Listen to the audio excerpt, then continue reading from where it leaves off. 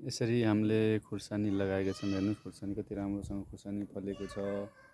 खुर्सानी लगाउने तरिका यसरी लगाउनु पर्दछ। हेर्नुहोस् साइड साइडमा थोरै जग्गा छ भने खुर्सानी यसरी लगाउन सकिन्छ।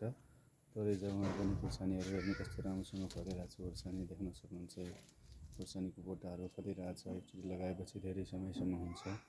देख्न सक्नुहुन्छ। हजुरहरू थोरै ठाउँ छ भने पनि यसरी खुर्सानी लगाउन सक्नुहुन्छ। सानो बारी तरकारी फलेको छ, लौकाहरू फलेको छ, यहाँ बोडी अनि यो बोडीको लागि झाल यो छ। मकै लगाएका छौँ। हेर्नुहोस् देख्न सक्नुहुन्छ त्यहाँ बोडीहरू छ। थोरै ठाउँमा धेरै चिजहरू हुनसक्छ। देख्न सक्नुहुन्छ यसरी सबै चिजहरू हामीले यहाँ लगाएका छौँ।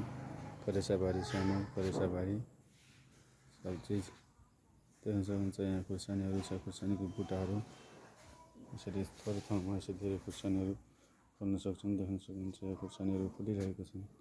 हजुरहरू पनि यसरी लगाउन सक्नुहुन्छ। आफ्नो करेसाबारी बनाउन सक्नुहुन्छ। थोरै ठाउँमा धेरै चिजहरू यस्तै भिडियोको लागि मेरो च्यानललाई सब्सक्राइब गर्नुहोला। धन्यवाद।